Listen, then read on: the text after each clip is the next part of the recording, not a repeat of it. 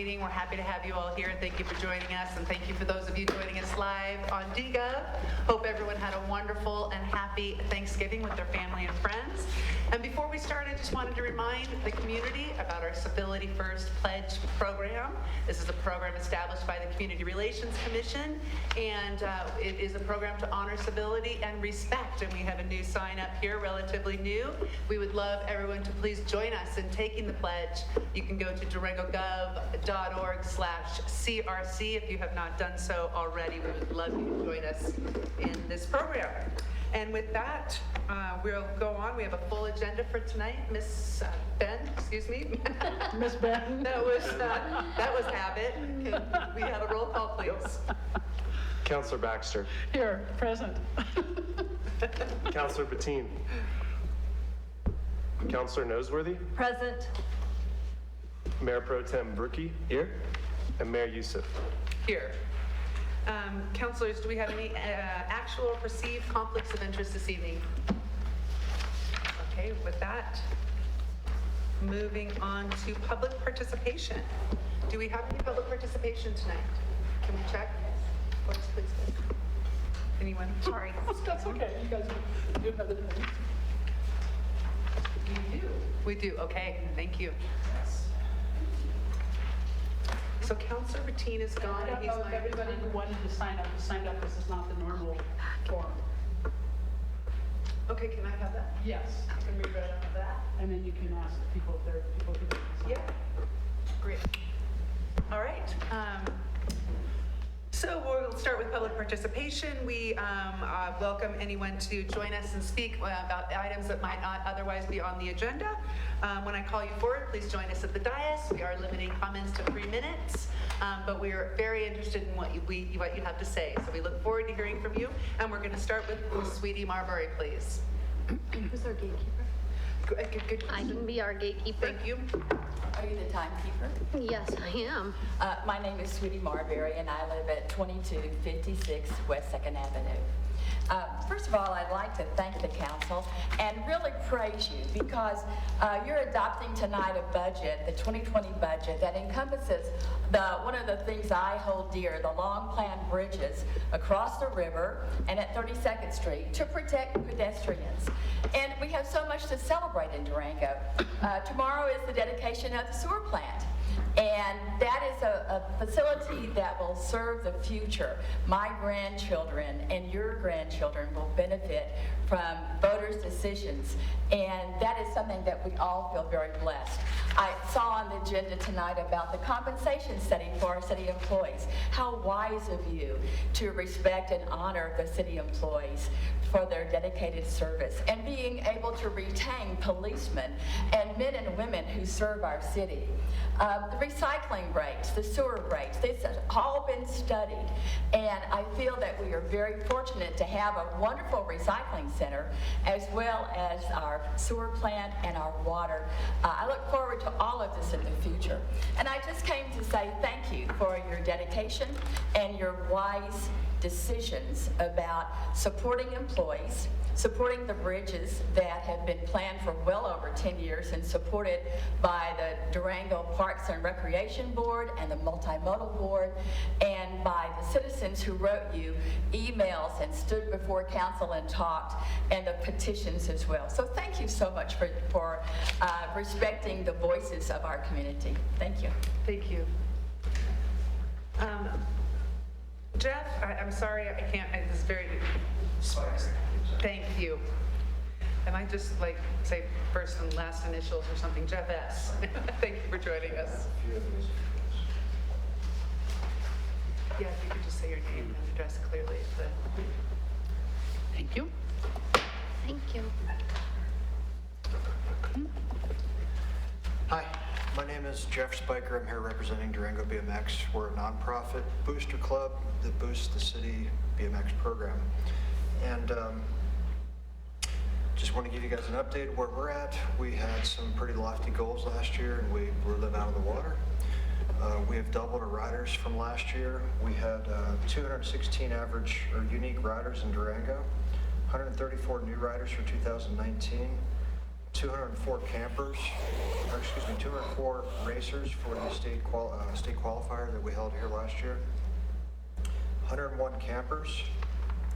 Our organization has donated $7,500 for scholarships for kids who can't afford to ride their bikes. We bought new loaner bikes, 6 of them, new helmets. We have a whole fleet. And currently, we're sitting number 1 in track points for the state of Colorado, which means we're going to get the state championships next year. That won't be determined until the end of the year. But 4 years ago when I joined the board, we were 13th out of 15 tracks in the state.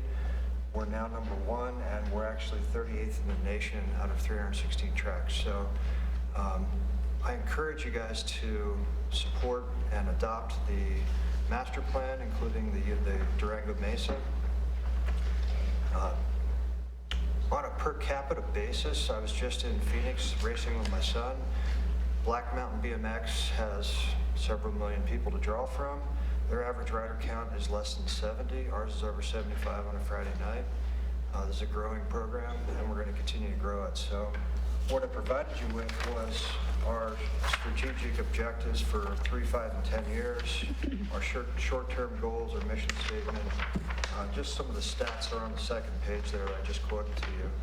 But our organization is going to quickly outgrow Cundiff Park, and I know Cundiff Park is not, BMX is probably not the highest and best use of that riverfront property. It'd be great for the whole town, Fort Lewis College, everybody, if we would have a permanent year-round facility up on Ewing Mesa, which we're going to find the money for. So that's it. Thank you very much. Thank you. Is there anyone else that would like to join us for public participation this evening? All right, with that, we'll move into our proclamations and presentations. Durango-La Plata County Airport, Mr. Bakari. What's up, Fran? Good evening, City Council. Tony Vicari, Director of Aviation for the Durango-La Plata County Airport. So just here to provide you with a brief overview. As you know, the council's been getting updates from the various departments across the city, providing a brief overview of essentially what we do and what our division accomplishes. So hopefully this is informative and you'll learn everything you ever want to know about airport operations. All right, so first off, our airport consists of multiple divisions. We have 23 full-time employees, we have 3 part-time employees, and depending on the time of year, 3 to 6 seasonal employees, primarily conducting snow removal operations. We're broken up into the divisions you can see above. And before I get into what each specific division at the airport does, I think a nice level set I like to provide with everyone who's always looking to understand what the airport does is to really say the airport is essentially a landlord. What we do is provide for the operations, maintenance, and safety of the airport. That is really our primary goal as the airport organization itself. The public-facing entities that people often see at the airport, which would obviously be the airlines, the TSA, etc., are merely tenants of the airport. So we really do function as a landlord, maintaining the overall facilities and land footprint, making sure it's safe and operational and well maintained. And then these tenant employees are essentially just private entities that are leasing our facilities, paying us user fees, which constitute the revenue base that allows the airport to exist as an enterprise fund of the city of Durango. So focusing just on what our lean 23 full-time employee staff does, our first department is the airport administration department. We have 2 people in this specific one, myself and an airport administrative assistant. We're primarily responsible for the overall direction and policy at the airport, air service development, which is working with the airlines that are both incumbent and currently serve the airport, as well as prospective airlines that might serve the airport in the future. Budget management, contract and lease management. As I mentioned, as a landlord, we really exist off of contract and leases, whether it's the airlines, the rental cars, the TSA, they all have leases and operating agreements with us to exist out at the airport. Capital planning, obviously a major facet out at the airport, factoring in not just airfield development, but landside and terminal development as well. Federal and state grant management, we have a typically robust grant profile out at the airport, and we need to make sure we can administer that portfolio successfully at the airport. Marketing and accounts payable and receivable. So our ARF operations, so anyone know what ARF is? no guesses. Say aircraft rescue firefighting. So not everyone realizes the airport has a full-time fire department. This is a mandate of the FAA. If you have commercial traffic at your airport, you need to have aircraft rescue firefighting trained personnel on site during all commercial operations. So we have a 10-person department that does aircraft rescue firefighting at the airport. They also, as you can see through the title, handle operations at the airport.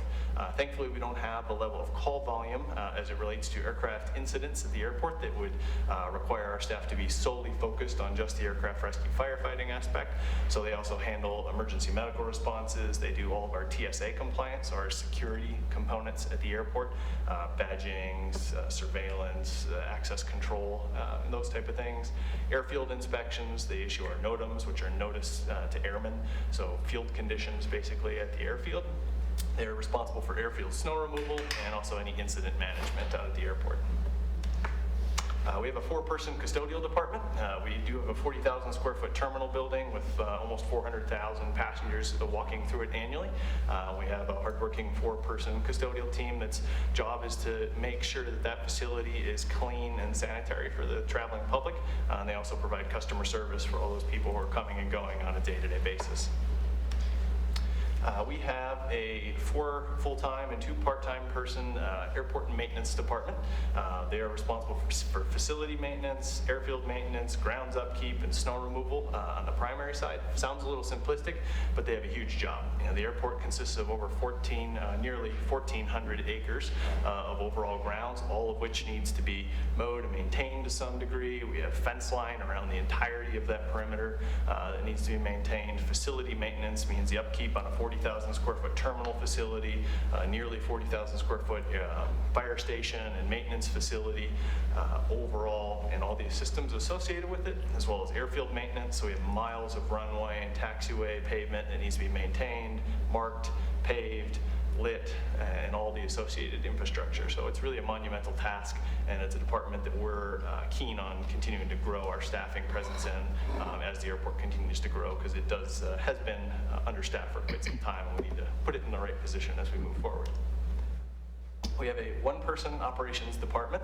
Our operations manager is primarily responsible for FAA Part 139 compliance, which is just the part of the FAA regulations that constitutes commercial service airports, and our regulations to ensure we stay certificated to be able to serve commercial traffic to our region. Also responsible for construction planning and project management, airfield safety, as well as some other minor tasks. And we have a 2 full-time and 1 part-time person utilities and environmental department. So another unknown fact about the airport is we operate and maintain our own water and wastewater treatment facilities.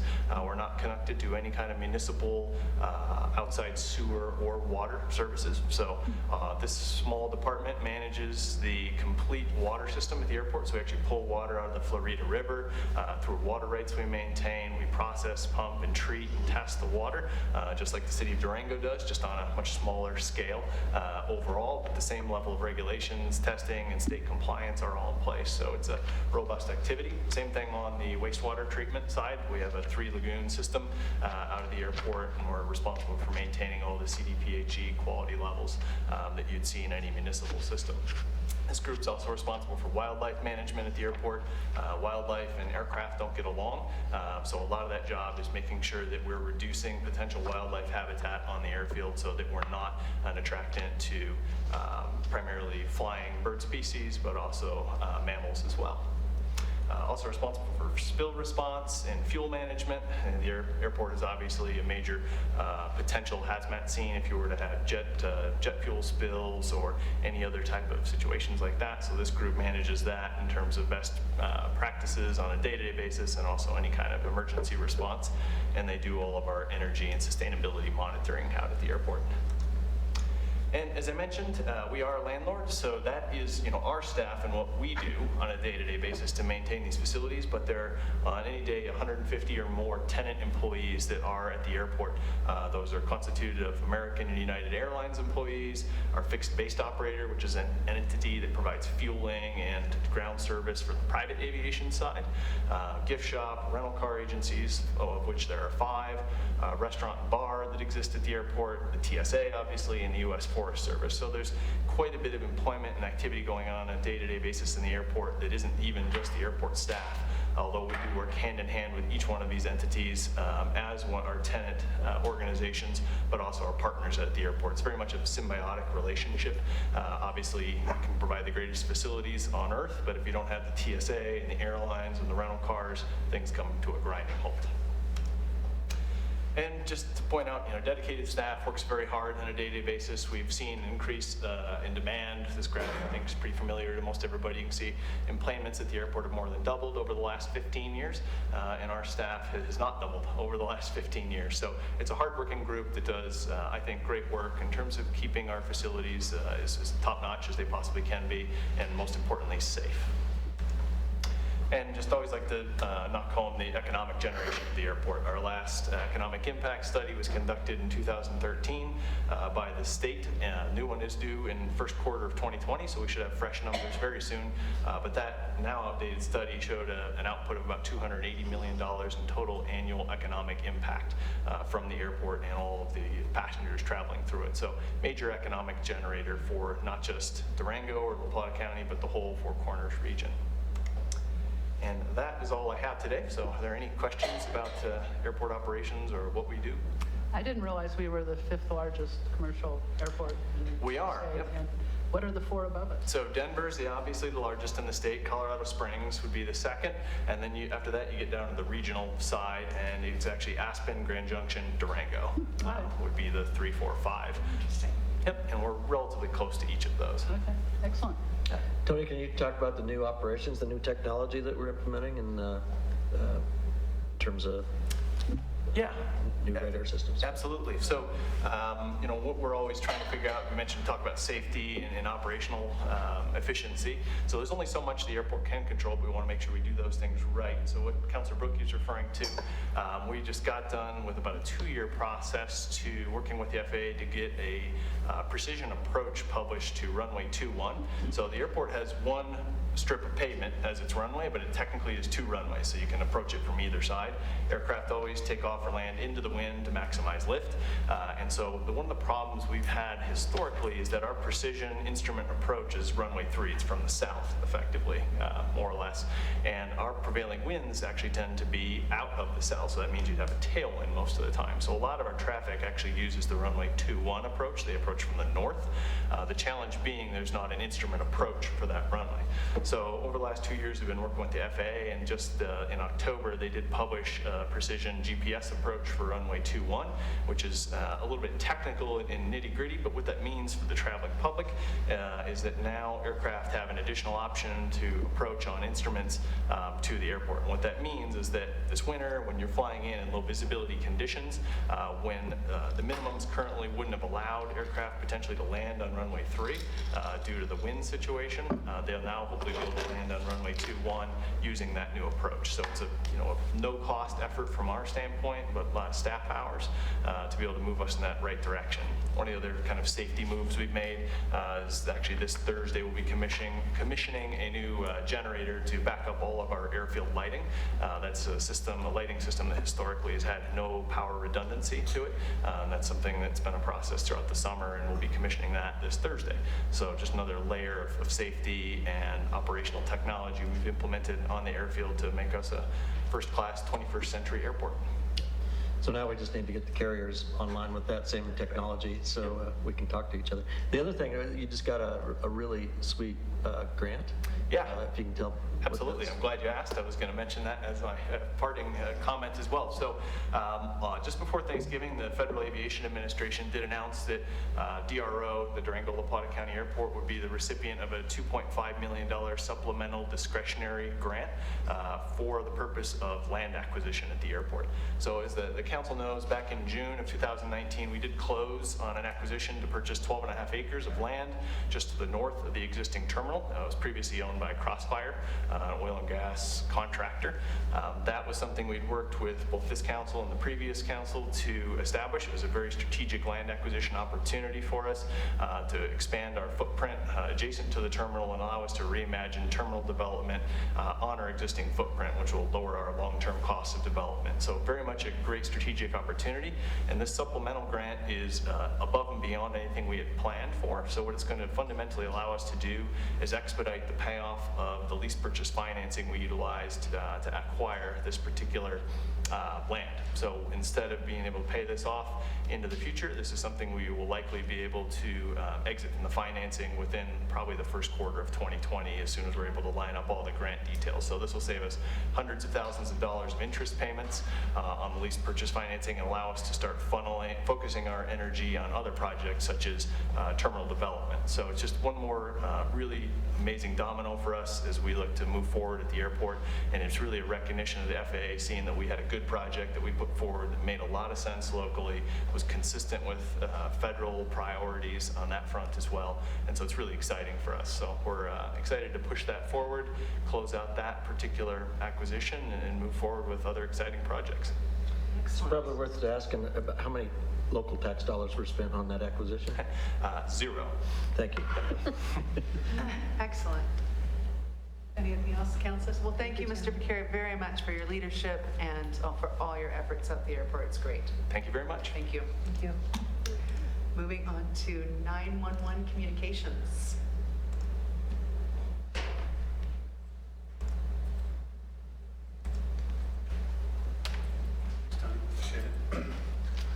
Good evening, City Council. My name is Phil Campbell. I'm the director of the Durango La Plata Emergency Communications Center.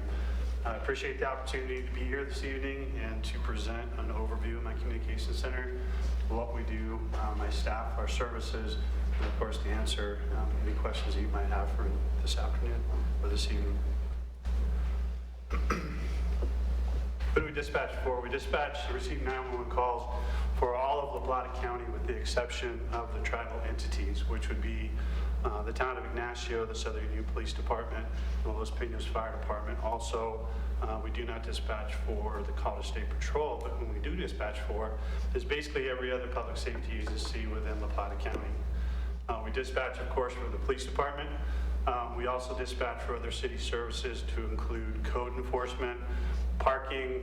We do after-hours communications for many of the other departments as well. We provide communications center for the Fort Lewis College Police Department. They partner quite a bit when it comes to law enforcement efforts within our community, since the campus and the city are adjacent. I know they provide a lot of mutual aid services to each other to assist with major incidents. We also dispatch for the La Plata County Sheriff's Office.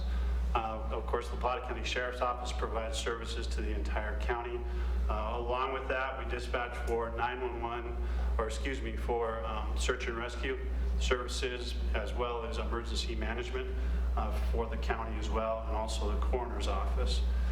Throughout the county and the city, we also communicate for Animal Protection District as well. So as you can tell, we dispatch for about everybody within La Plata County. Bayfield Marshal's office is, of course, out towards the east side of our county. We dispatch for their animal protection as well. The Durango Fire Protection District, as you know, incorporates the entire central portion of La Plata County all the way up into San Juan County, Colorado, and down into San Juan County, New Mexico a little bit. Upper Pine Fire Protection District is out in the Bayfield area on the east side of our county. They actually extend a little bit into Montezuma County, so we're not only La Plata County, but we extend beyond that as well. Fort Lewis Mesa Fire Department is on the west side of our county. We dispatch for them. They're primarily a volunteer agency, but they provide a very different type of service to our community. If you think about our county as a whole, through the central part of it, we've got more of the industrial space, a lot more of the residential and compression of residential. You get out to the east side of our county, when it comes to fire protection out there, you get into the mountains, a lot of trees, a lot of mountain communities. You get into the west side of our county, and the fire departments are challenged with desert southwest, or what they call the dry side, or the pucky brush. You get with our police department, most of their services are condensed towards the central and part of Durango and within Durango city limits. If you get into the sheriff's office, they have a very different type of policing where they may have 4 to 6 officers that cover the rest of the square footage we have or the land space that we have in La Plata County. So looking at this map here, you can see kind of geographically the space of the services that we provide support for. This is our communication center. We're located up in Bodo. At any one time, we have 2 to 5 dispatchers on duty, 24/7, 365. Of course, we also have myself as support staff. We have an administrative assistant, and we also have a 911 systems analyst that together with me partner on taking care of all of the technologies. Our dispatch training program is at minimum 12 to 16 weeks. Sometimes it can go beyond that, and that's just to lay the basic foundation for an emergency medical dispatcher. Within my staff, we actually have a progressive career ladder. So when dispatchers initially come out of the training program, they're only one of 3 dispatchers. They're never less than one of 3 dispatchers. That gives them plenty of support to build on that foundation, plenty of teamwork to provide services to our community, and partnership to be able to do what they need to do, so we're not putting too much pressure on them. That helps a lot with building of their skills. It helps a lot with supervision and other staff to provide a body of knowledge. It helps them to gain confidence in what they do until they reach a certain level. They take additional training when it comes to communications training officer and other duties. Once they get that additional training, then they can promote to a level 2 dispatcher where they can be level 1 of 2. We also have level 3 dispatchers, which are our floor supervisors. They provide supervision and oversight into other tasks like maintaining our criminal access computer systems and that type of thing, our training program, public education, that type of thing. With our level 3 dispatch, so we have 3 of those, and then we also have an operations supervisor that oversees the operations of the communication center from a day-to-day standpoint. Does quite a bit of quality assurance, quite a bit of employee development, again, to make sure that we provide quality services to our community, as well as quality supervision and oversight for our staff, so they know that they have plenty of support when it comes to just improving their skills and providing superior service to our community. What is a dispatcher? We kind of talked about it. We always talk about public safety, first responders. We talk about police, we talk about fire and EMS. I like to refer to dispatch staff as the first responders. They're the ones that are initially there that take the initial phone call. They're the ones that provide emergency medical dispatch services to our community, provide instructions in all kinds of situations to our community, medical instructions. They deliver babies, they provide CPR instructions, that type of thing. But a lot of their job is also just to maintain the safety of the scene and also to collect data and collect information for our responding police, fire, and EMS staff. So they have a lot to do with public officer safety, actually, in trying to determine, to listen to the scene, to listen to what's going on, gather information so we can equip our officers with all the information that we can. So when they get there, they actually make the safest contact as possible, or approach the fire in a way, or approach the medical situation in a way to where they can start to deliver help as soon as possible. This is the tool they use. This is, we've got 5 positions like this in the communications center. If you haven't been up there, you're welcome. You can give us a call with the police department. They call it a ride-along.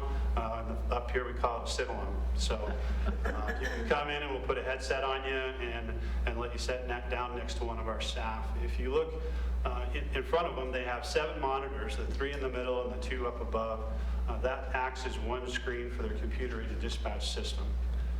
That's the system they use to enter and to track the information, to gain resources, to check criminal justice information when it comes to the state and to the federal government, so we can give proper information to the responding law enforcement agencies. The screen to the left is the phone system, and the screen to the right is the radio system. They answer 16 phone lines that are incoming and outgoing at the community, or actually just incoming at the communications center. They have 5 radio channels at minimum that they monitor at any time. They can monitor probably somewhere in the neighborhood of 75 to 100 different channels and talk groups if needed, depending on what our public safety agencies need. They've got 3 keyboards, 3 mice, 2-foot pedals, so it's almost like one of those one-person bands that's playing the cymbals and the bass drum and the kazoo and everything else. They get so busy with their hands running 3 different computer systems, they need their feet to transmit on the radio. It's pretty amazing to watch them do their jobs. Basic statistics for us, in 2018, we took a little over 20,000 911 calls. We received 73,000 plus administrative calls. That doesn't match the administrative calls that we made as well. So that's just incoming calls, not all the calls that they make serving our community and serving the officers. Over 64,000 law enforcement incidents. As you can see, 6,000 plus fire medical incidents, and animal control is a pretty significant call load as well. I'd like to introduce you to your public safety communications staff. These are the dedicated professionals that serve you and serve our community and serve the agencies that provide public service. So thank you. Do you have any questions? That's awesome. I'm going to do a sit-along. Excellent. You're welcome. Thank you very much, Mr. Campbell. We appreciate it. Okay, moving on to our consent agenda. This portion of the agenda is intended to allow City Council to approve by a single motion items that are non-controversial or routine. There will be no separate discussion of these items unless a councilor requests that an item be removed from the consent agenda. Removed consent agenda items will be considered under agenda item number 8. Mr. Flooring, will you please read the consent agenda for us? Items 6.1 and 6.2 are approval of minutes. 6.1 is for a special meeting on November 12th, 2019, and 6.2 is for a study session on November 12th, 2019. Items 6.3 through 6.6 are discussion and possible action items. Item 6.3 regards the approval of a resolution adjusting water plant investment fees for the 2020 year. Item 6.4 regards the approval of a resolution adjusting sewer plant investment fees for the 2020 year. And item 6.5 is discussion and possible action regarding a resolution to amend the solid waste and recycling rates effective January 1st, 2020. And the last item, 6.6, concerns the adoption of a resolution establishing transit fares for 2020. Great, thank you. Do we have any councilor that would like to remove an item from the consent agenda this evening? Yeah. 6.5 and 6.7, please. There's no 6.7. There's no It's right here. 6.5. The agenda was probably updated since. I just opened this. That's strange. It's probably your old link. I just opened it, just like when the meeting started. So let me go back and Well, reload. here, if you want to give her this. Sure. I'll take another one.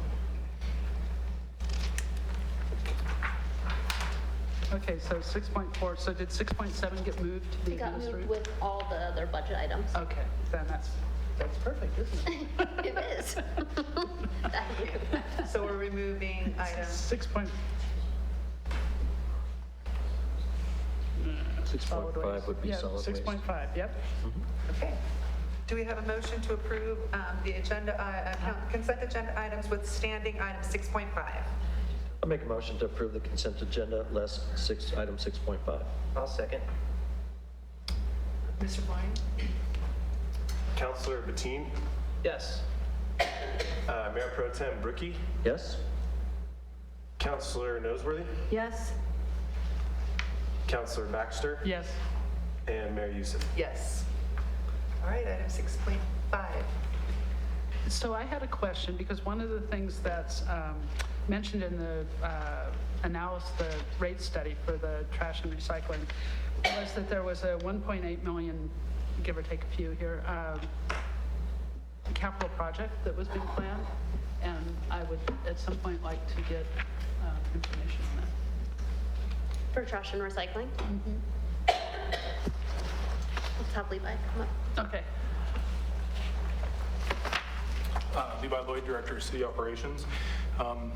I have to say, I don't know that we have a $1.8 million capital improvement project. The rate study also included improvements to the recycling facility in the amount of 1.850. Yes, oh, okay, so yes, in our 5-year plan, one of the things that we are looking at is relocation of the existing recycling center to another location. We haven't decided on that location. It's a project that we've had in our 5-year plan for several years now. It's out towards the back of that, looking for if there is redevelopment out in the Animas Air Park area or along Posta Road.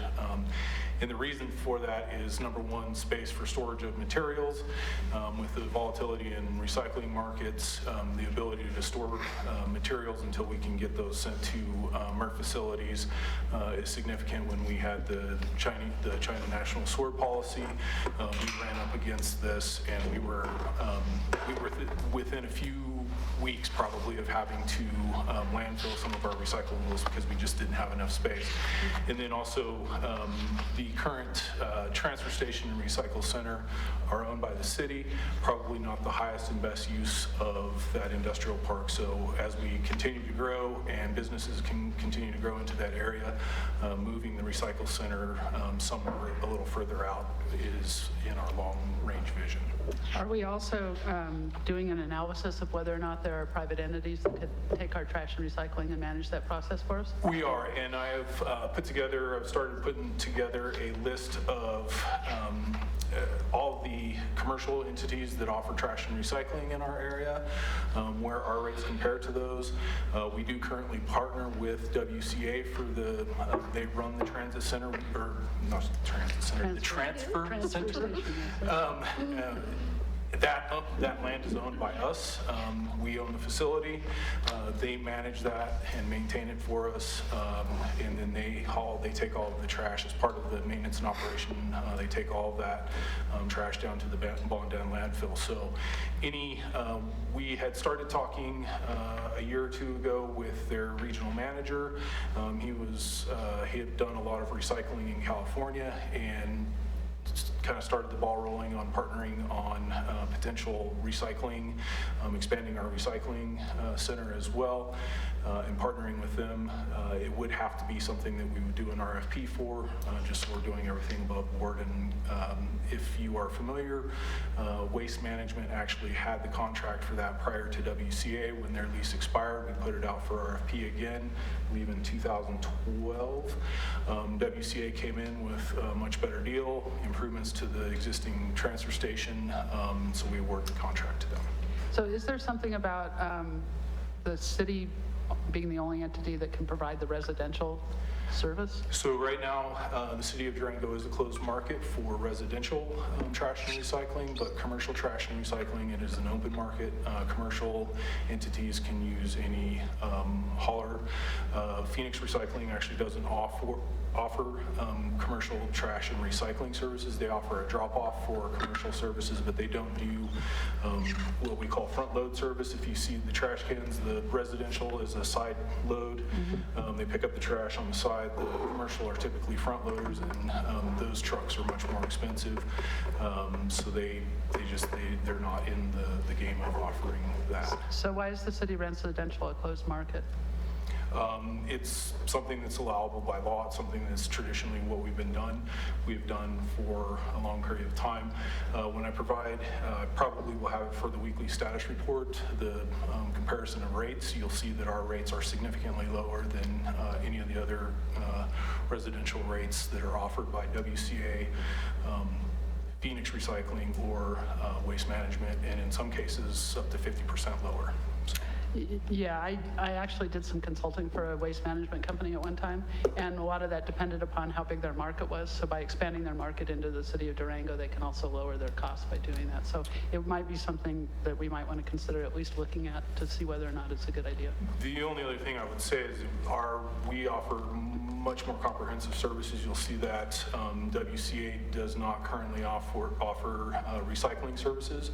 So if we opened the city up and made it an open market, I would predict that our recycling rates would go down significantly. And if you remember from last week, we just received an award for having the best recycling rates of any rural community. So In Colorado. in Colorado, that's correct.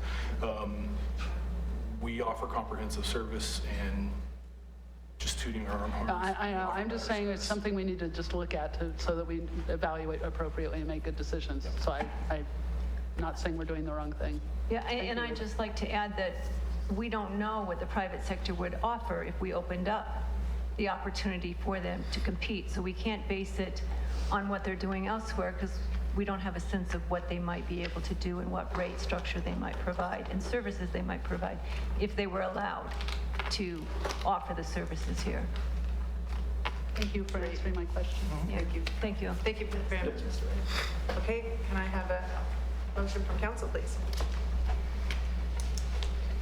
I'll make a motion to approve the consent agenda item number 6.5. Thank you. Second? Any additional discussion? Mr. Florian? Mayor Pro Tem Brookie, Yes. Councilor Patine, Yes. Councilor Noseworthy, Yes. Councilor Baxter, Yes. and Mayor Youssef. Yes. Do we need to note for the record that Chris is with us? Yeah, Mr. Patine came in at 7:03. I marked him as present. Thank you.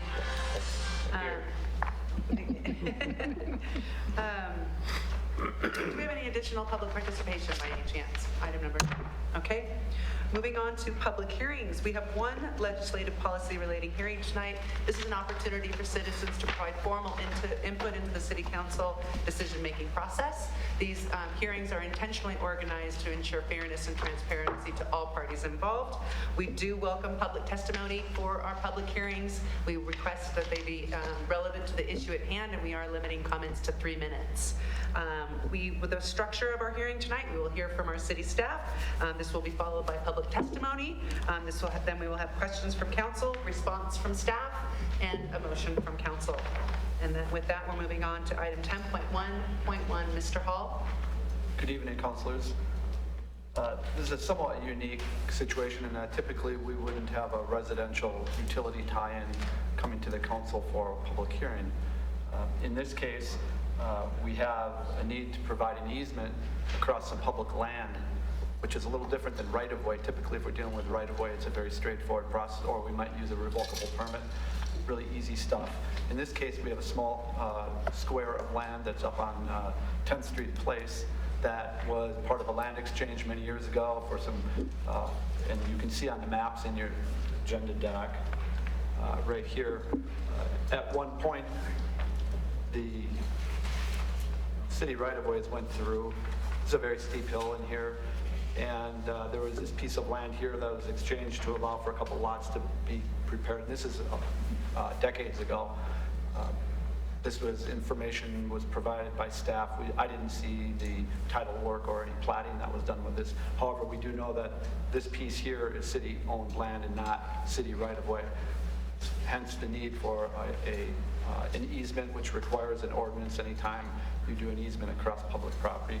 So the residents, the Singer residents, are building a new house on Fifth Ave. They want to do underground electric utility, communications and gas lines up off of what is essentially a substandard cul-de-sac. In fact, the reason that square came into the city is probably if there was ever a need to, we could expand that turnaround in there. There hasn't been a need for that anytime in the near future. The utility connection doesn't disturb the alleyway, if you will. It's tying into the utilities that are adjacent to the pavement that's up there. It's a relatively small easement area. You have a copy of the draft ordinance in front of you, and unless there's questions, I would suggest this is the recommendation that's also in the staff report, that we're requesting that you hold the public hearing tonight and then direct the city attorney to prepare the ordinance for a future reading. Thank you. Do we have any public testimony this evening? We don't have a sign up, so I just wanted to make sure there was no public testimony for this. Okay. Council questions, discussion, clarifications? And if not, I'll look for a motion. So is the recommended motion under your recommendation on the staff documents? Yeah. Oh, it's up there. Okay, I'll make a motion. So do we have to say we want to conduct the public hearing? You want to conduct the public hearing? Okay, I'll make a motion that we conduct a public hearing to consider public testimony and comment, and thereafter direct the city attorney to prepare an ordinance for first reading at the next regularly scheduled city council meeting authorizing the granting of the proposed easement to Roger and Patricia Singer to install new utility lines to the property at 1074 East Fifth Avenue. Second. Further discussion from council? Mr. Flory? Mayor Pro Tem Bricky, Yes. Councilor Baxter, Yes. Councilor Bateen, Yes. Councilor Noseworthy, Yes. and Mayor Youssef. Yes. Excellent. Okay.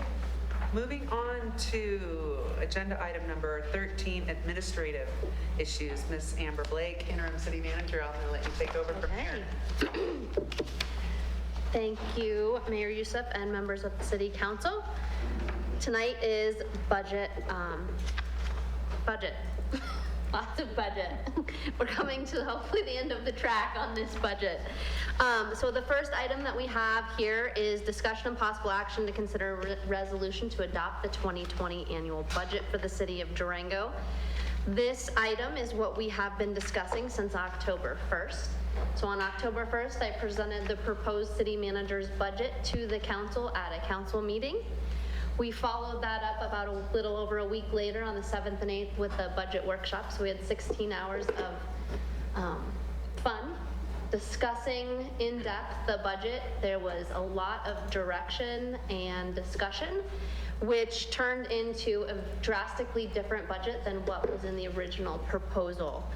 We had additional study sessions on November 5th, November 12th, and November 19th. And what you have before you today, which you received the updated pages for the proposed budget that will hopefully be adopted this evening, is a budget that includes a modified implementation of a new pay plan. It includes a Vector garage. It includes the capital projects as recommended by the advisory boards for the dedicated revenues. It includes funding over $4 million of projects for street capital projects to be conducted and implemented in 2020, as well as $1.7 million for street maintenance in the operations budget. And it does not include opening the library on Sunday. However, it does include a number of additional employees, one of which is one employee for the library and a head lifeguard for the life safety at the rec center related to aquatics.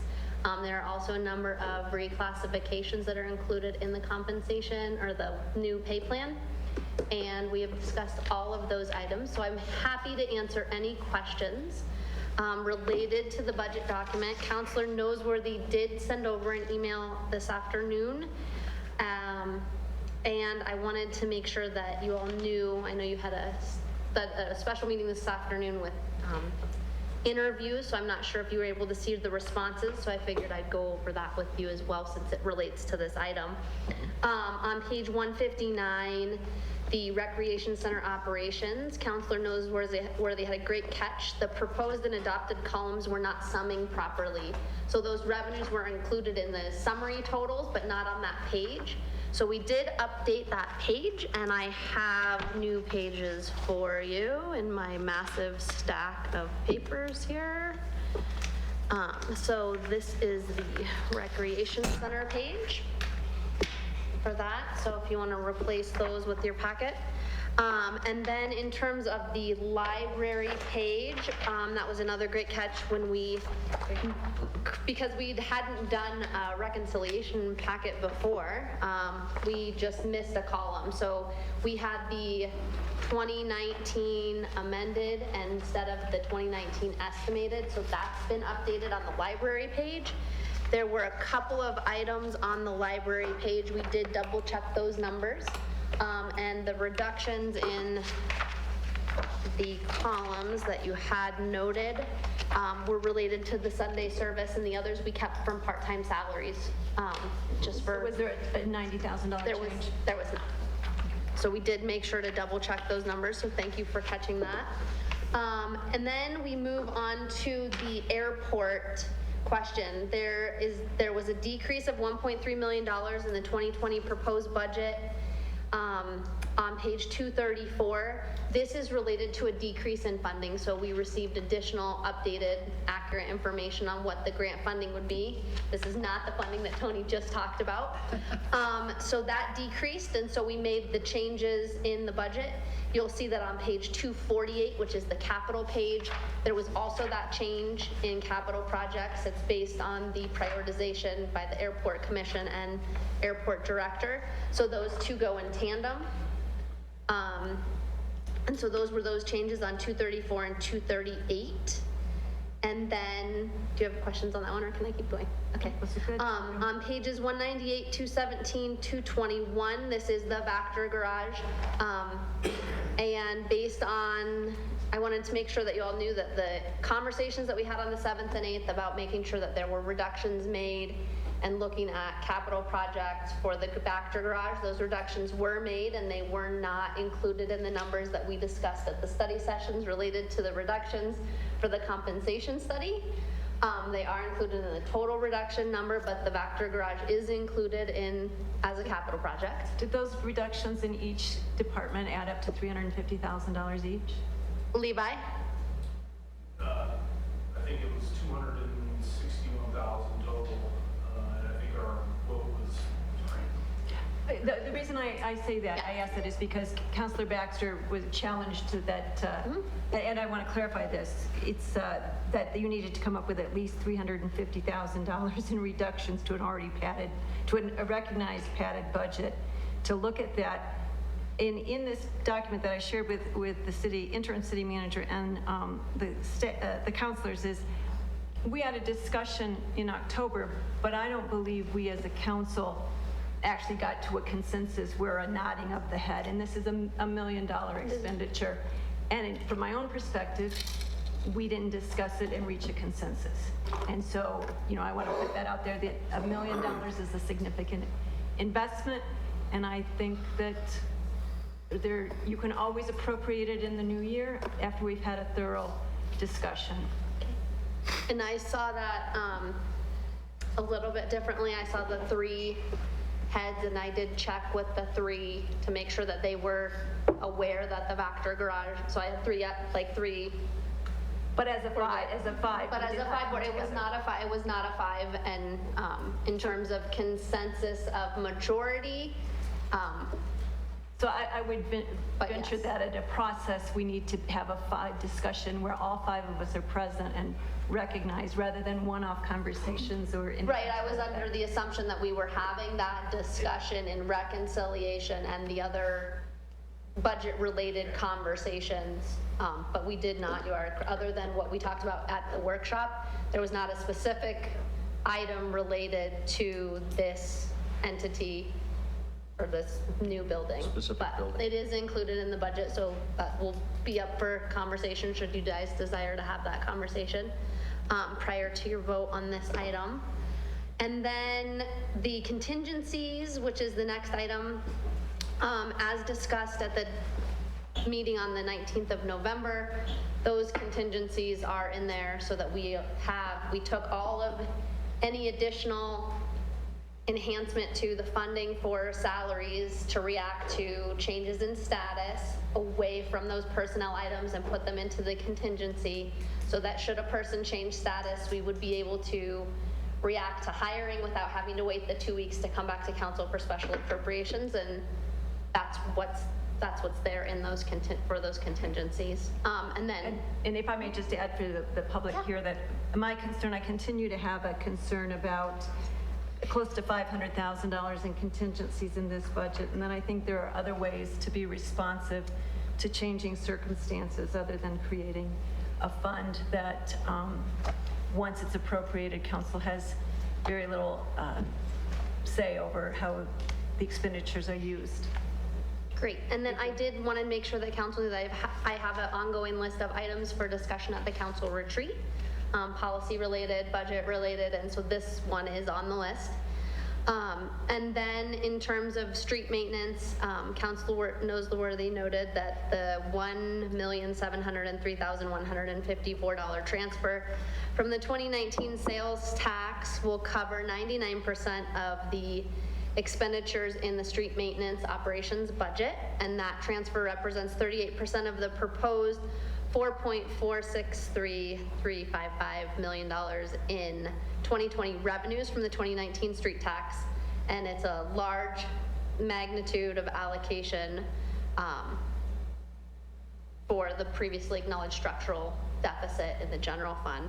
So that also is on the list for discussion at the council retreat, but it doesn't, she does note that it doesn't follow best practice in terms of looking at fiscal sustainability for operations with a dedicated revenue that has a sunset. So it's noted. Thank you. Yes. So those were the questions that we had. There was one other item that I wanted to point out, which is on page 30 in your packet, which is the comparative classification summary for all operating funds.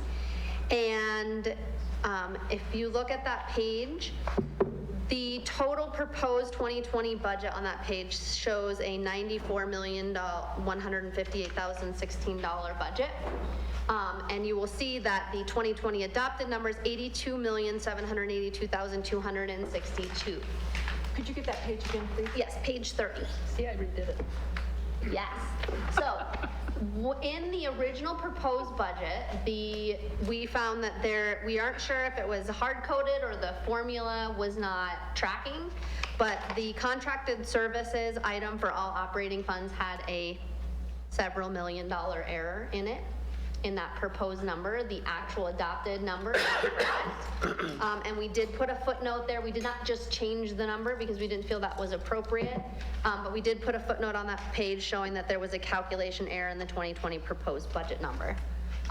Close to 11 million. Yeah. So I wanted to make sure that we pointed that out because it's a huge number. And as you may all have noticed, that we did put many additional footnotes and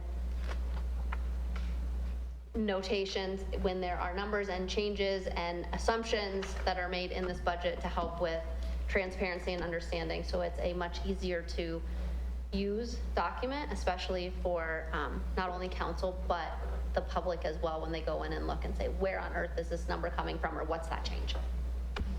So, I'm ready to take questions. Well, I did not get my questions to you because I didn't get them finished in time to do so, Okay. so I apologize for that. But there were a couple of things that I noticed. One of them is that on page 61, the non-departmental expenditures,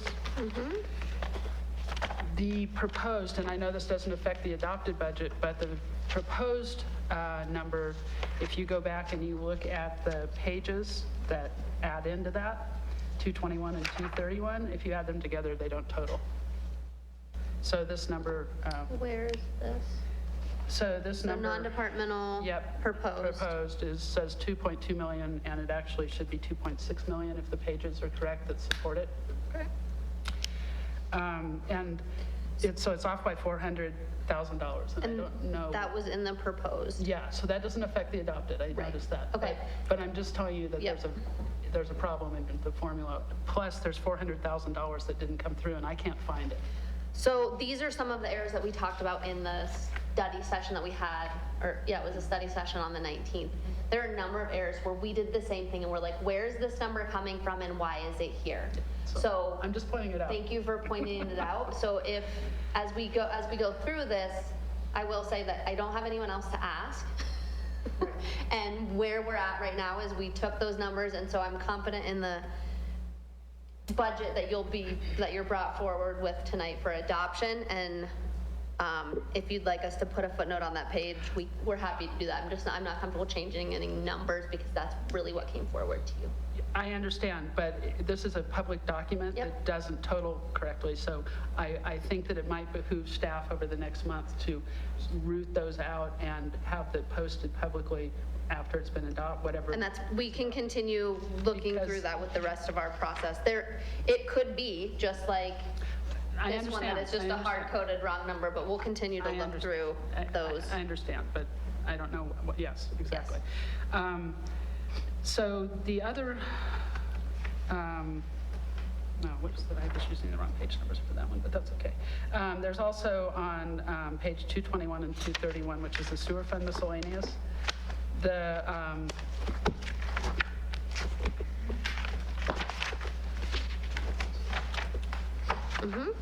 so if you look at 231,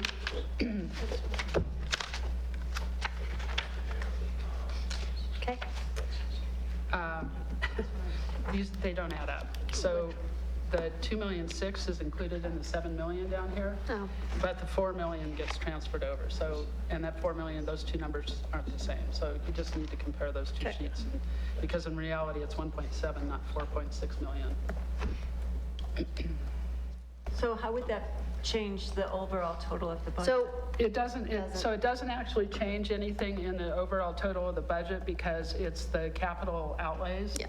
And they're accounted, they come forward into the cover sheets separately, but it means that the actual adopted numbers here on this page are incorrect, on page 231.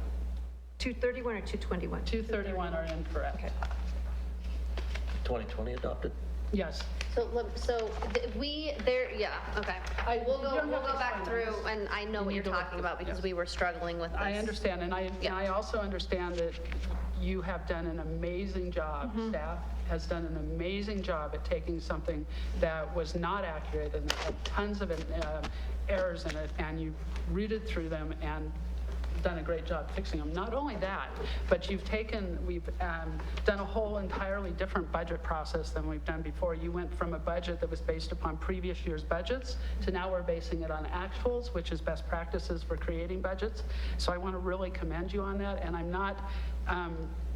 I'm saying that because of the time pressures and all the changes that the city's gone through, losing our original finance director, you guys have stepped up and done a great job, but we haven't been able to root out all the errors and inconsistencies yet.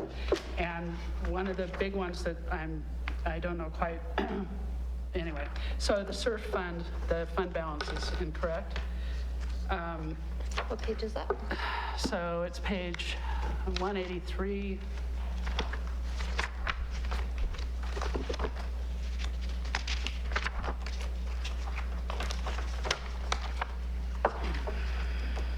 So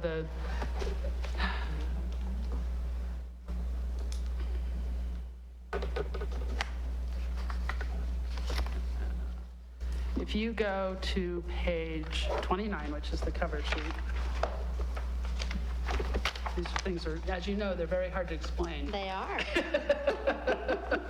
And I'm sitting here struggling, going, okay, how do I explain this to you? I can give you this piece of paper, it might help later. Okay. But the number for the,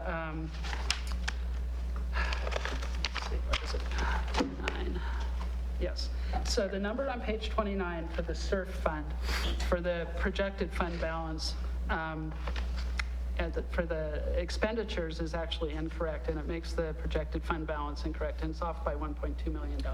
So the projected fund balance at the end of 2020, after all the expenditures, 2.671892 matches the It ending. matches that, but the reason why it's wrong is because has to do with the ending fund balances being carried forward into the following years in your sheet, and the right numbers weren't carried forward. We can sit and talk about that tomorrow, but I'll show you. The change, I'll so show you you're the saying the documentation. I have it right going here, forward. but Okay, I don't we have can all talk the about that. But it's, yeah.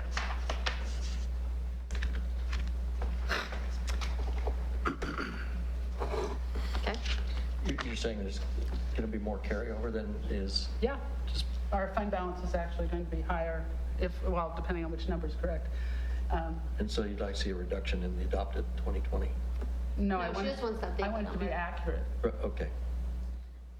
So all of the things that we're discussing are not changing the appropriations ordinance, which is the maximum spending authority, and they are not changing what's in the resolution. They are items that need to be updated in the budget document that will be found and then PDF'd and put on the website for the public-facing document and the document that moves forward as our budget.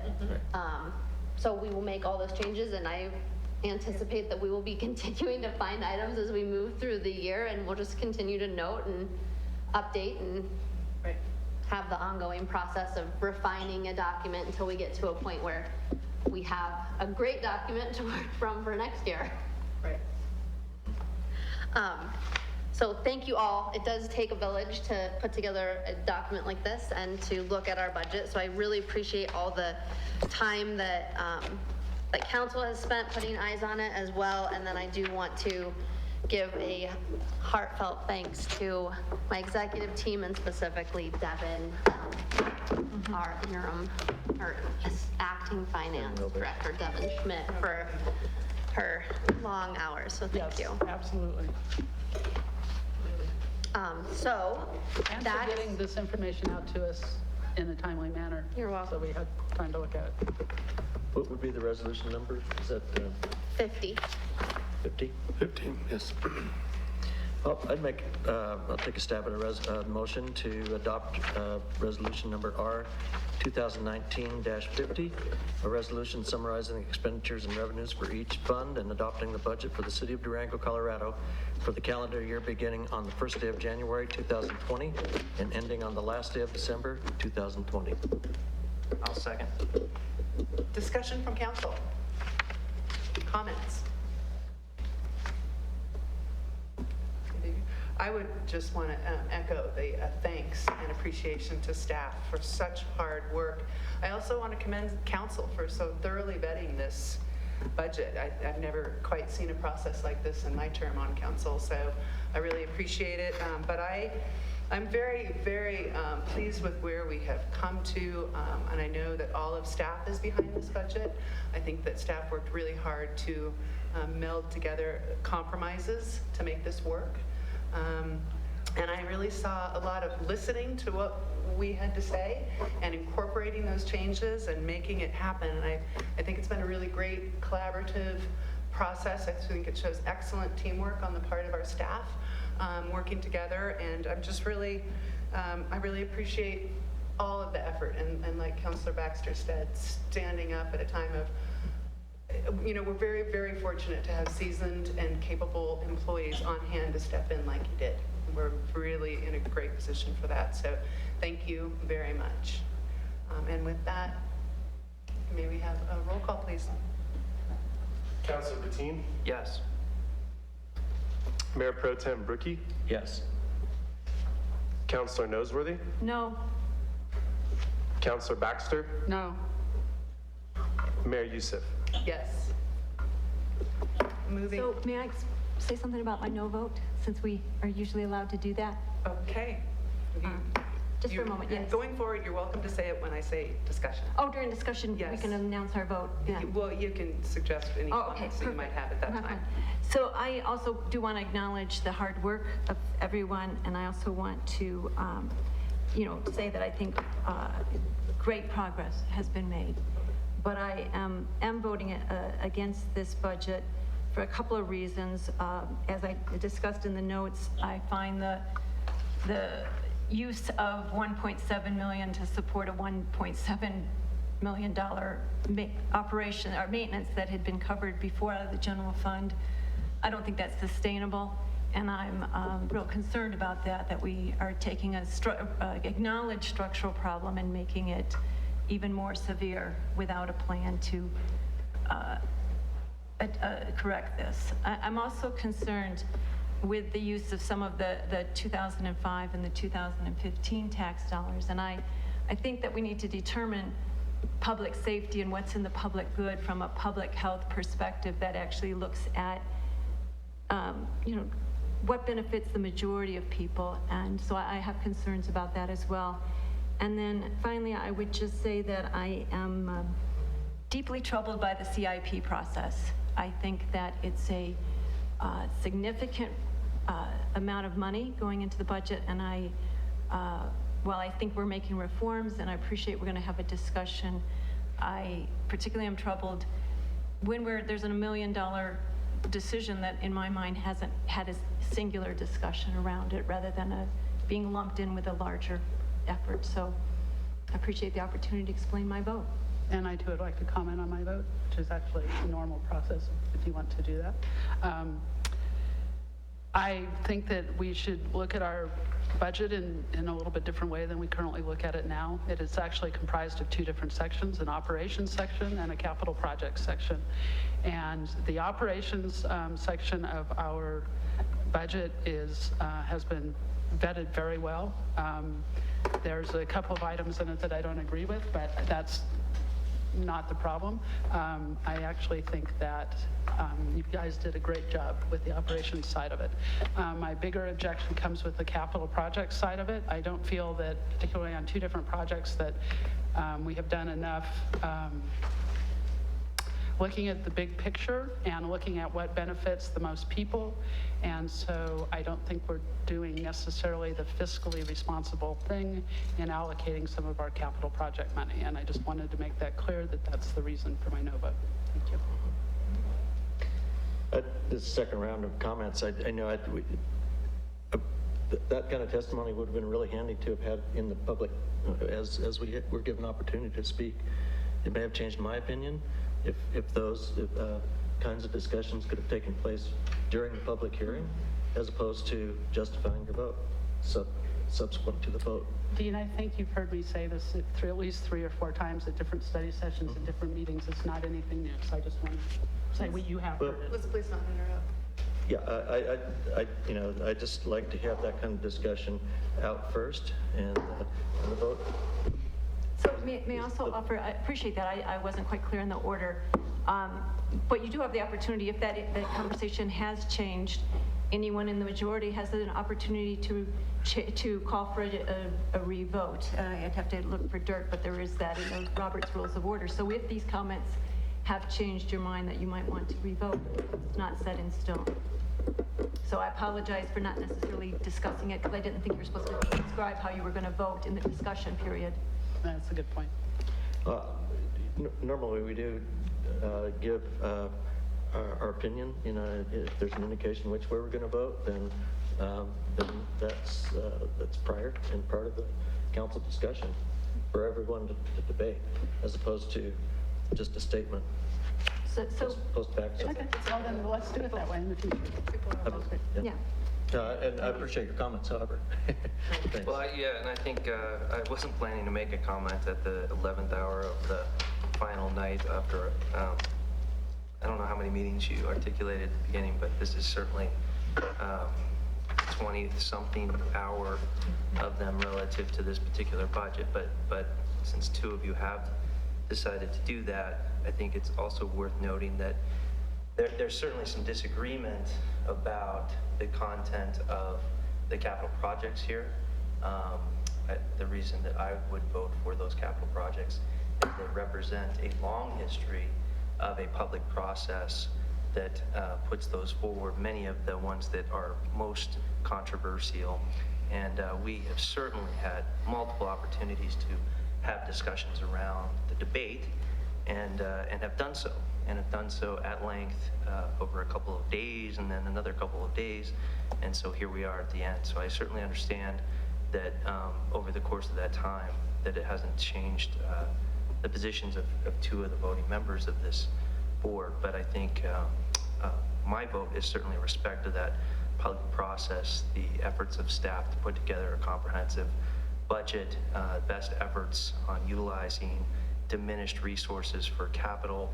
And to make it just a comment about the structural inadequacies of the budget going forward, because I was on the prior council, I would just note that that is a factor going forward. I am looking forward to conversations with this council relative to how do you look forward 9 years down the road, 9.5 years down the road, and decide how to structurally impact the budget so that we don't get to that end of the line and see that we don't have, or we have diminishing revenues or flat revenues in an environment with naturally increasing expenses. How do you resolve that issue? No one expected that this budget would resolve that issue.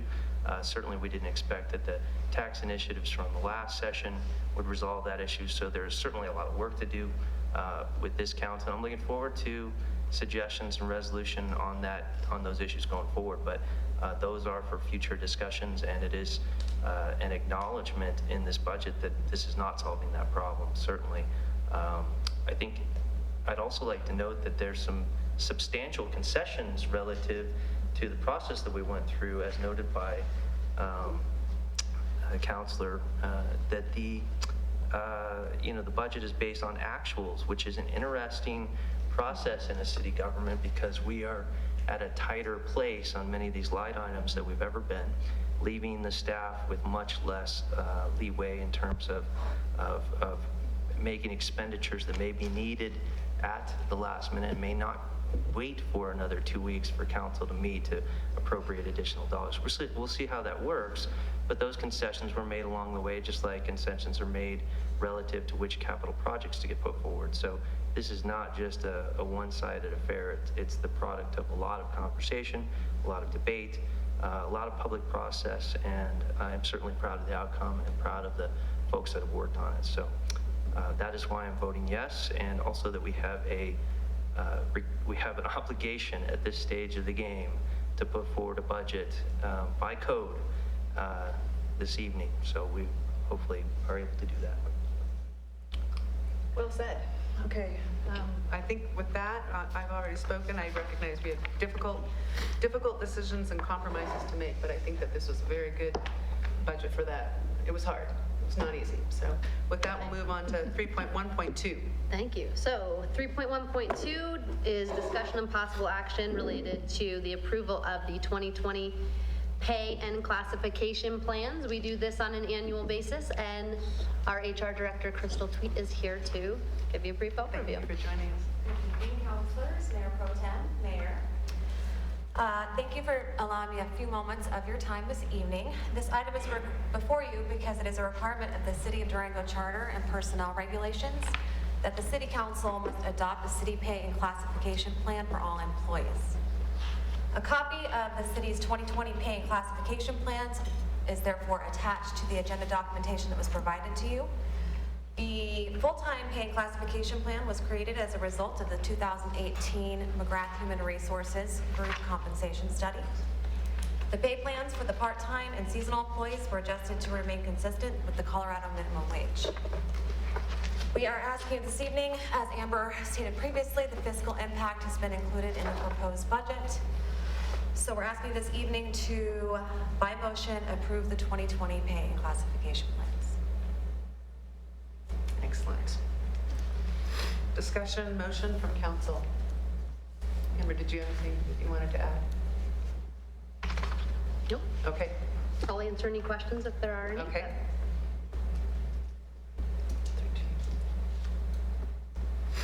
If there's no discussion, I'll look for a motion. Well, I'll make a motion and say that I will be voting in favor of this. It's also been discussed a number of times. We've dissected this a couple different ways. It's become clear to me that partial, and well, including a partial acceptance of this compensation study. And I just don't think that, in my mind, that a partial adoption of this in targeting certain groups, certain departments, et cetera, solves the problem. It's really an all-encompassing, everybody comes up from the bottom, and if we just do partial department by department or pay grades by pay grades, it just causes compression and exacerbates the problem for another day. So I would like to make a motion that we adopt that we direct by motion approve the 2020 pay and classification plan. That's simple. I'll second that. Correct. Okay, discussion from council. Let's have the discussion now, if we have it. Might as well. Sure. I'd like to say that even if you don't support this plan, it doesn't mean that you're not supportive of the staff and the hard work they do and the appropriate compensation. My concern with this is that it really does look at wages and not a full package. Even while there was a slight discussion of benefits at the end, you know, I went back and listened to that July section, and the woman said that looking at benefits was not part of her mandate. So it really was just looking at wages. And my biggest issue in this is that once adopted, it's very hard to undo. And I'm very concerned about a downturn in the economy and anything like that. And I don't think this budget has actually looked at plans of what would happen with a downturn in the economy. So I am very concerned about adding this to the budget. I would just note that our below competitive wage structure throughout the city departments, including important departments like the police department, is just one of the reasons we're having a difficult time hiring, retaining, and recruiting new police officers to the force. But that's not the only place. In our streets department, we're having a hard time hiring folks to do many of the jobs that are critical to the most basic elemental functions of the city. And a competitive wage structure is a critical element to running any organization. And this achieves that only in part. I'd like to echo Mayor Pro Tem's statement that it's not a total package. We had the funds available to us to take the professional information from doctoral level folks that were providing a detailed analysis of our wage structure, and we are only improving part of that. And that also is a concession in this budget that I wish we had not made, but it was the one that was allowed to be able to move forward on it. So I would have preferred a full implementation of that structure. Other councilor comments? Well, I think my thoughts are fairly well known. I've spoken at length. But I do think that the study was a wage study and not a compensation study, because it doesn't include benefits, and our turnover rate is actually lower than average for all the comparables that were surveyed for us. And I think that the comparables actually failed to look at all the comparables that should be compared against, which is private industry also, because I think that there actually may be even more of a deficit in our wage structure in that area. But our benefits would, when we do a benefit study, will possibly be shown to far outshine most private industry. And so I think that we need to look at this comprehensively and not take each individual piece to determine what should be done. I think that in order to pay fairly and to provide to our staff what they really want. Different people want different things, and some people want more cash in their pockets, some people want better benefits. And until we do a comprehensive study, we don't know what we can offer and what we should offer and what people might be able to accept. So I agree that we need to pay a comparable, if not better, salary to our peers. I am not sure that we've done the best job evaluating who our peers are. So you know how I feel about this one. And I would just suggest myself that I've also communicated my feeling, which I just think it's vitally important that we get our employees into the range of market-based pay, that they are our key asset, the most important resource that we have as a city.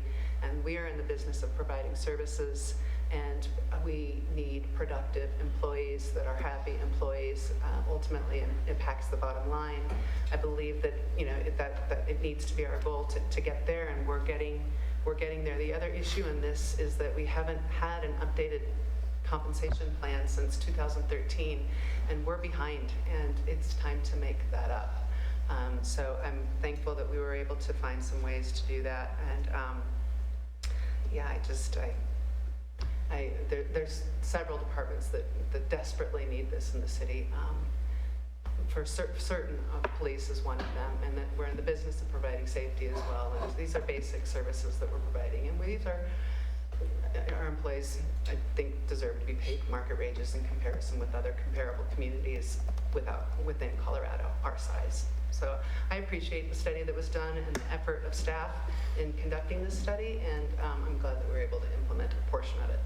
And I would also echo what Councilor Bettine was saying, which was a portion of this also did come from the sacrifices that the individual departments made within their budgets to tighten, very tight budgets, so that we could implement a portion of this, because they all came together and said that this was their #1 priority for implementation for the year, is to get this compensation and their employees paid market wages.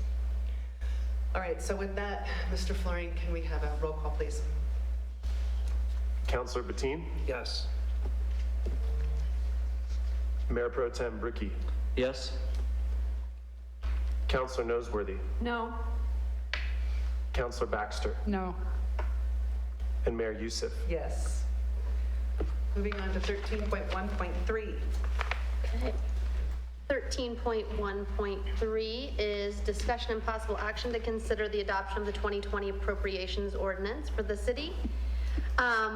We had the appropriations ordinance first reading at the last meeting on November 19th, and the attached appropriations ordinance that was included in your agenda packet has been updated since the first meeting, or the meeting on the 19th. And on that page of the agenda doc, we show the difference between the first reading and the second reading. There were a few minor changes related specifically to updated numbers from the assessor. And then as we went through and made sure the numbers were accurate, we updated those as well. So the sums that we're asking for appropriation are at the bottom, or on the far right column, and they're all included in the appropriations ordinance. The annual appropriations ordinance sets spending limits and authorizes the spending in the total amount of $87,568,294 for the operating funds and $20,245,603 for the capital improvement funds. Motion, discussion from council?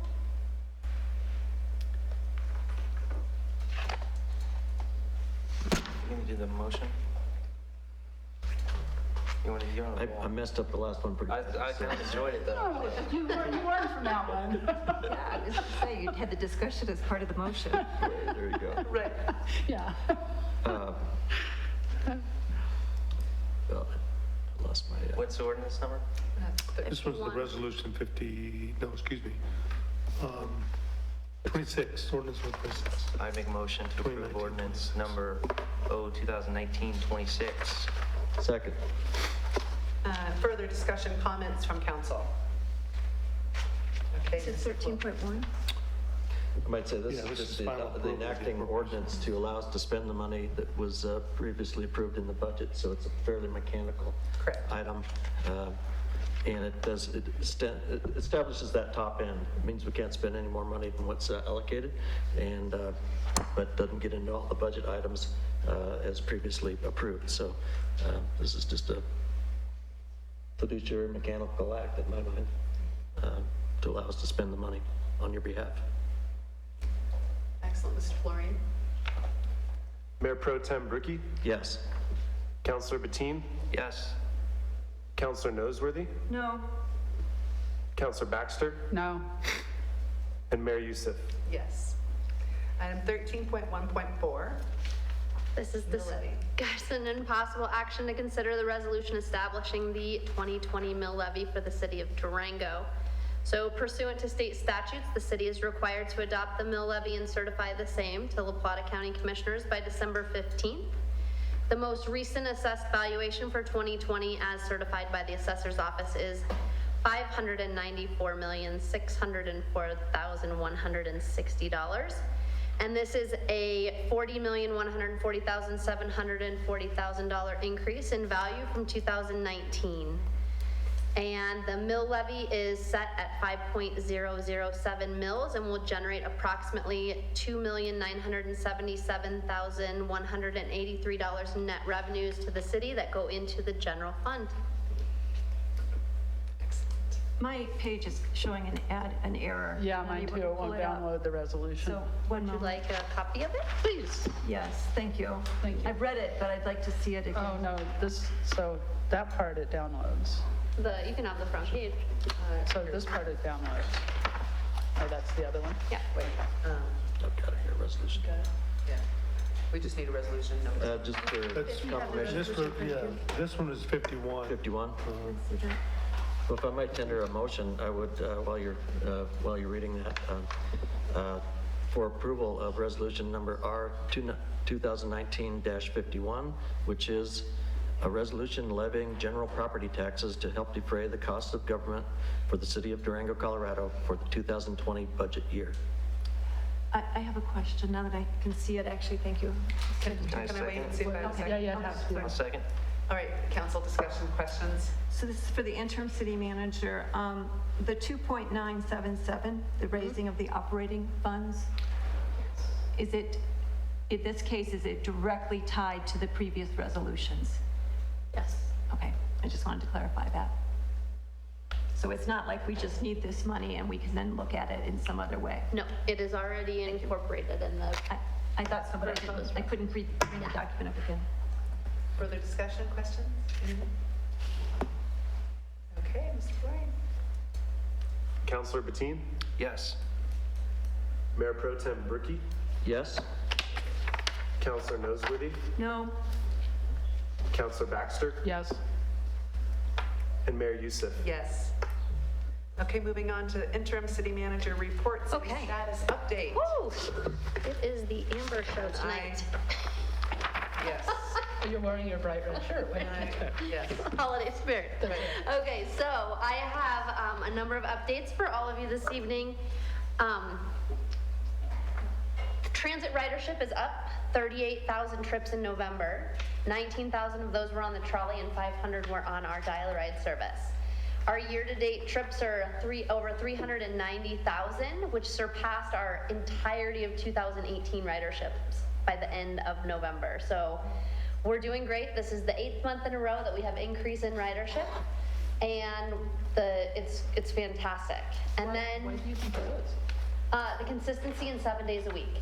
So we did not have that 7-day-a-week service, and that being able to go to 30-minute headways on our loop routes despite the reductions, the partnership with Roadrunner so that we have some service to the social service, not the social services campus, but to Health and Human Services, it's been fantastic. So folks that work on the weekends now have, and don't have a car or transit dependent, have transportation option for them.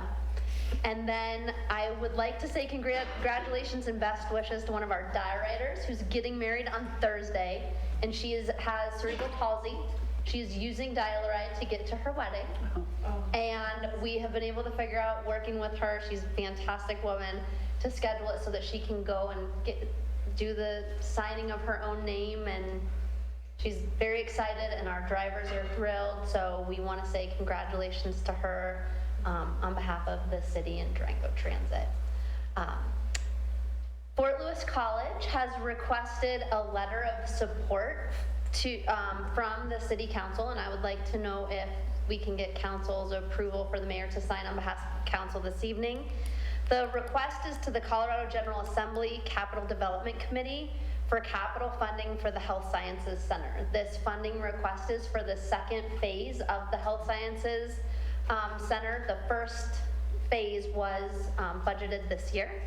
So in making this Health Science Center, being able to implement it would change the landscape of healthcare for our community, and allow us to better serve those that are in need and adequately prepare students for professions in the health sciences. So I have a letter that's been drafted for the mayor's signature if council is in support, but this is a great project that will definitely benefit our community on a whole and continue to strengthen our relationship with Fort Lewis College. Great. So do we have any discussion on the letter? No, I think it's, Okay, thank you. We hope this helps. Yes. it's a good partnership. So the Santa Rita Water Reclamation Facility project, our largest project in the city's history, has come in on time, on budget, and working through the punch list. And our ribbon cutting ceremony will be tomorrow at noon. So wanted to take this opportunity to remind the public that it's open to the public, 12 o'clock tomorrow at the site over in Santa Rita.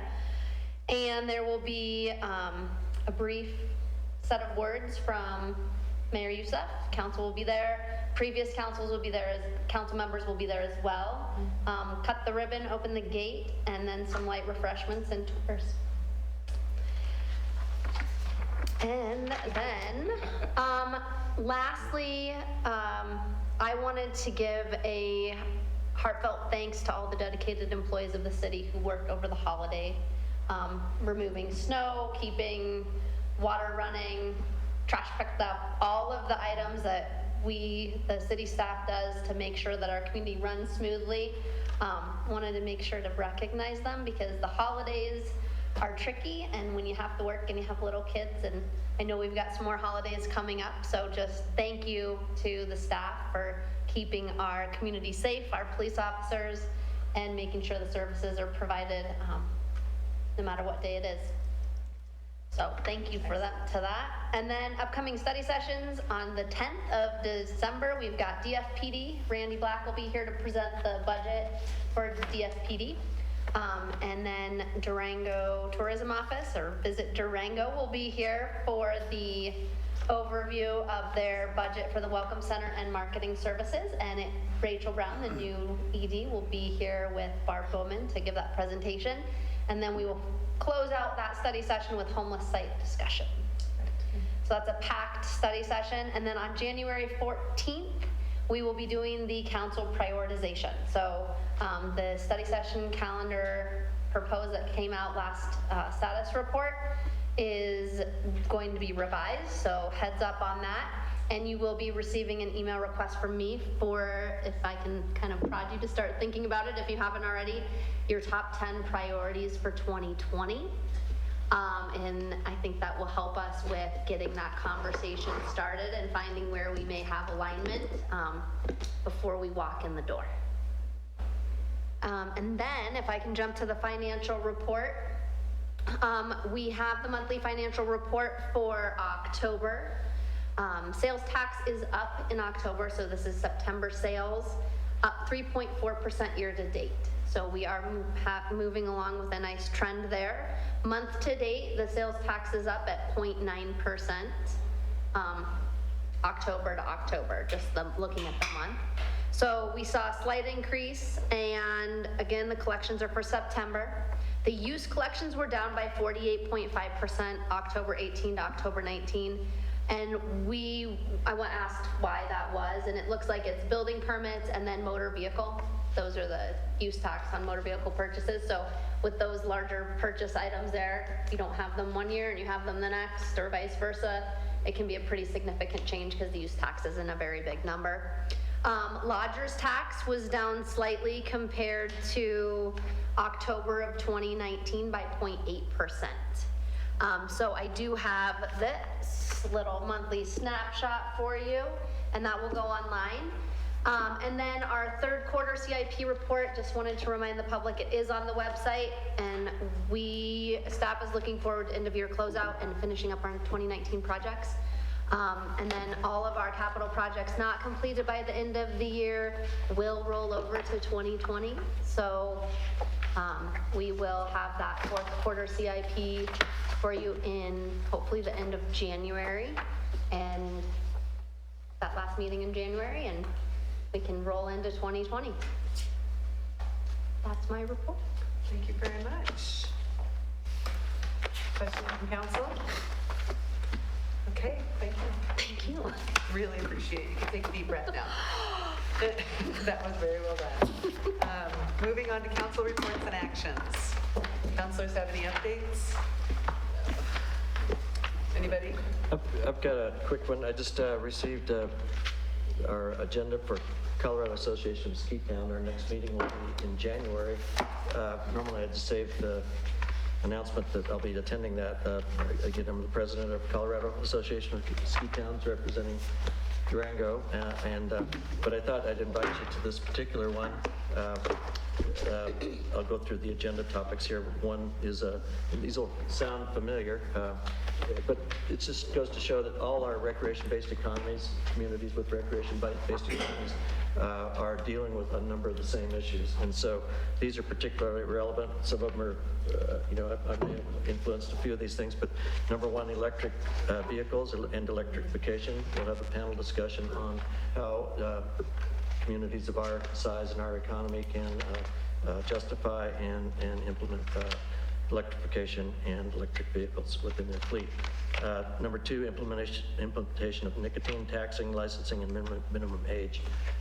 That's important for a number of the other communities that are dealing with other sources of revenue, largely, and it's come up for a topic of discussion. Number three is the polystyrene legislative effort. We've seen the plastic bags reemerge in our own community via a petition to City Council on a state level. There's a number of communities that are wishing to ban polystyrene across the board as a state mandate. So that'll be a discussion of our Assembly of Cast communities. Number four will be the climate action discussion. That's a follow-up to our last meeting where we had a robust day-long effort talking about Mountain Town 2030 and commitment to reduction of greenhouse gases. Number five, water waste treatment plant, heat exchange recovery systems. And I can say that this is from another community. I'd like to show off their new wastewater treatment plant. They got nothing on us, and I'll be able to talk about, but I'll be more educated after tomorrow's discussion about all the energy recovery opportunities within our own wastewater treatment facility. And lastly, the town of Avon will be hosting a discussion on their urban renewal district in their community and what it's meant to them and how they implemented their urban renewal. And I should have mentioned this is hosted by the town of Avon, and that's the first day. And the second day is free skiing. So if anybody would like to join me up there. What day is it? January 22nd. We have a dinner. Everybody gathers. The communities all get together for an evening meal. Then we kick off at 7:30 in the morning. We go to about 3 o'clock. There's a walking tour of the Walking Mountains Science Center in Avon late in the day. That's kind of the wrap up after we've had all this pretty crazy discussion throughout the day, and we have really great speakers, and it's everybody from Park City, Utah to Jackson Hole, Wyoming are also members. Moab, as well as virtually every ski town in the state of Colorado is a member of this organization. So it's if we can figure out a way to get us all there, I'd like to start inviting you to attend a number of these relevant discussions. That would be great. Thank you. I can only make the free ski day, it turns out. You'd be my Next date. year. There you go. So I'd like to report that I attended the La Plata County Economic Development Alliance meeting yesterday, and next week we will have the first meeting, and it'll be a moderated meeting facilitated between the city planning department, representatives from the county, from the fire department, from the CDOT will even be there, looking at issues around barriers and roadblocks to development and trying to resolve some of those issues from a wide range of prospective users. So that first meeting will take place next week, and I've asked for a quick summary and next steps so I can bring that back to the council of what we're doing. Great, thank you. I'm going to pass and just say happy Thanksgiving to everyone. Thank you. Councilor Baxter, do you have? I had a wonderful Thanksgiving. I hope everybody also did, and I'm looking forward to continuing with what we're doing. Excellent. I wanted to just give a quick update on MIAC. They have been meeting diligently and really very well attended. I've been impressed. And Mr. Florian's guiding it for us and leading the students. He's doing a very good job. I wanted to let you know that they're doing free gift wrapping on Noel night. from 5 to 7 p.m. And it's very conveniently located just right inside the Durango Mall on the first floor there. And there'll be signs and students out there. They're going to also have free cookie decorating to entertain the children while packages are being wrapped, and donations would be gladly accepted. I wanted to just add that. MIAC also heard from the folks from the Durango Beyond Plastic and that initiative, and they would like to get behind this initiative and help support it. They're going to be doing a t-shirt drive around this initiative, and I'll have information on that as we get the dates, but they were excited about participating in that initiative as well. And I wanted to let you know, we had a Creative Economy Commission meeting this morning. The meeting was moved. It's usually at the end of the month, but because of the holidays, we moved it up. And they're just doing some really amazing, great work that I just have to say I'm so impressed with the efforts and the return on investment that this commission is providing to our community. Their storefront project initiative was extremely successful. This is the project where they're taking empty storefronts and turning into art installations. And they just quickly worked together with the Creative District and the Creative Economy Commission and BID. And huge shout outs to those organizations. They received 25 proposals for some vacant storefront spaces that we have.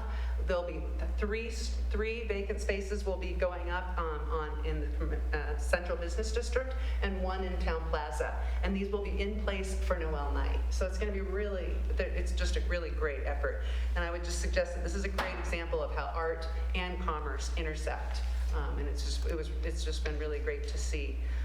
The other update I wanted to give for that commission is the art installation project for the median on 550 and 160. That has been delayed. They're going to now install that in the spring of 2020. It was due to some switchover in structural engineers that they had, because this is quite it's a technical project. Involving CDOT and a lot of coordination. These art pieces are done though, and we were able to see pictures of these art pieces, and they're magnificent, and they're such a great collaborative effort of so many community members that have come together and a lot of students. And DGov is creating a production around this, and it's called the Common Threads program, and they're going to show that to us at the beginning of the year, and it will then roll on our DGov channel. And it's remarkable, showing the whole history of this project and all the people that this community is engaged in it. So it was a really great example of community art. So wanted to give an update on that as well. I'm excited for you guys to see that. It just gives you goosebumps. So. All right, future potential agenda items. Anybody? I would like to just make an announcement, because I think that can fit in this category, which is to remind everyone that there's the Eggs and Issues on Thursday. And I'm really hoping my fellow council members will attend, because Local First is going to present on a health insurance option. And I think it's really important as city councilors that we take this from a two-pronged perspective. Not only how does it impact, or how could it impact our city employees, but how does it actually address could address cost of living issues here in the city and in the county. And I think it's important that if we can participate in a program that can help a business that employs 4 to 8 people, help them provide insurance to their employees, then we're having an impact in the community as well. So I think we have to take a two-pronged approach to considering whether we participate in this. I will remind folks that there's a deadline coming soon to whether or not we will participate. It is a letter of intent. It does not tie our hands in any way, shape, or form. It's an exploratory letter, but it does give some indication of our interest and willingness to consider this option. So I would encourage my fellow council members to hear this presentation on Thursday. We're all going to be there. Yeah. We'll all be there. Yep. Hopefully it's noted if it needs to be. Okay. Anything else? Each potential agenda items. Okay, Councilor Burton. I just wanted to mention to council that we have added a special city council meeting on January 7th. I sent you guys an email about this. I'm not sure if you'll be able to see this. It's going to be from 4 to 6 p.m. for our appointee evaluations. of our interim city manager, of our city attorney, and our municipal judge. I wanted to let you know, and I wanted to have discussion with council about this, that as of today, there is an ad in the Herald seeking comment, feedback on our interim city manager, as required by our charter, 30 days prior to the evaluation. That's in, and it will run, I'm assuming, Amber? I don't know how Amy set it up to run. Do you know how? I don't off the top of my head, but I'm sure we can confirm it and get back.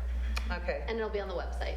And I want to just announce to our community at this meeting as well that we are very happy to seek any feedback on our interim city manager's 3 months of performance. This is clearly not a full year review, but we are seeking feedback for her 3 months of performance. You can email council if you like at citycouncil@durangogov.org. You can write us letters and put them in our box. You're welcome to contact us by phone. Any feedback you have on performance would be appreciated, and we would love to have that. I did want to also talk to council and confirm that we agreed that for our interim city manager, we will be piloting our new evaluation process. And given that this is a pilot this year, since she's only been working for 3 months, I'm suggesting that we do not engage and pay for a third-party vendor at this time to accumulate the feedback from the community. And we can have that further discussions about that. Am I seeing nods on that? Okay, so we do welcome feedback, but we won't be doing it through an anonymous third-party source. And I wanted to make sure we had agreement on that. I also wanted to ask council, I'd let you know that once we meet on the 7th and are able to speak with one voice for our evaluations to our appointees, I will be setting up processes or appointments with them to meet with the mayor and mayor pro tem with our 3 appointees, as we discussed in the process. And then lastly, we also talked about establishing SMART goals with our appointees in this process. So I did want to kind of discuss with you how we would like to do that, if we think that we will do that on January 7th, or how you guys would like to incorporate that into this process. Do you want a brief response to that? Yes, please. I think particularly in this pilot program, it'll be really important to see what the evaluation shows, because I think the idea is that your evaluation, I know this kind of is working backwards, but your evaluation actually directs your goals and objectives for the next year. Okay. And then you're evaluated on how you did and then it directs forward again. So it'll be afterwards? Yes. Great. And so I'm just assuming that each council member is to come to the special meeting having completed the evaluation. Correct. With comments appropriate, not just circles or anything like that, examples of, because we talked about if it's above or below the average, then you need to try to document it with some example or something, so. Absolutely. So that will be the expectation. Send those out prior. So what I'm gonna do is I'm gonna send them to Melissa to remove myself from the circle. And then Melissa will send, so I'll just draft for Melissa and then she can do whatever edits she needs to and then send the information to you all and then it'll be within the 5 of you, but that way you have the we'll form meet and go over. Okay. Yeah. Excellent. And I think it's very important that be completed individually beforehand so that one person doesn't influence another in their, you can then listen, but you've done your own homework and thinking. For all 3 appointees. I think we need a little bit more discussion too about how that's compiled into a single document to give to the appointee, particularly the city manager, which is a fairly lengthy evaluation form. And we've got 81 questions and we need to somehow matricize those into a single document. Yeah, just have a cohesive answer to each of those questions. And the onus is not on staff because it's our appointee. Exactly. So that's and again, I would be happy to run spreadsheets and do all that kind of stuff. your name did come up in that discussion.